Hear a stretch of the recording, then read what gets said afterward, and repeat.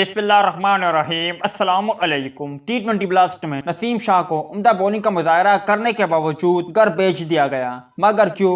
मुख्तसर वीडियो को लाजमी आखिर तक देखे, इस वीडियो को लाइक करे और इस वीडियो के मुतालिक कमेंट सेक्शन में अपनी राय का इजहार जरूर करें। दोस्तों, T20 ब्लास्ट लीग में कई पाकिस्तानी शामिल हैं, जिनमें नसीम शाह, हारिस रऊफ, मोहम्मद रिजवान, शान मसूद ने भी गुज़िश्ता कल निस्बतन अच्छी बल्लेबाजी का मुजाहरा किया था। इसके अलावा दीगर खिलाड़ी भी अपनी अपनी टीमों के लिए उम्दा बॉलिंग और बैटिंग का मुजाहरा कर रहे हैं। ताहम नसीम शाह की बात करें तो नसीम शाह ने पहले मैच में भी निस्बतन अच्छी बॉलिंग का मुजाहरा किया था और उसके बाद गुज़िश्ता कल उन्होंने अपने 4 ओवर के कोटे में 2 खिलाड़ियों को आउट किया था। मगर अब अचानक उनकी टीम ने नसीम शाह को घर भेज दिया। नसीम शाह को उनकी टीम ने सिर्फ 3 मैचों के लिए साइन किया था। नसीम शाह की जगह अब नवीन उल हक वापस आ गए हैं। इसी बिना पर नसीम शाह को घर भेज दिया गया।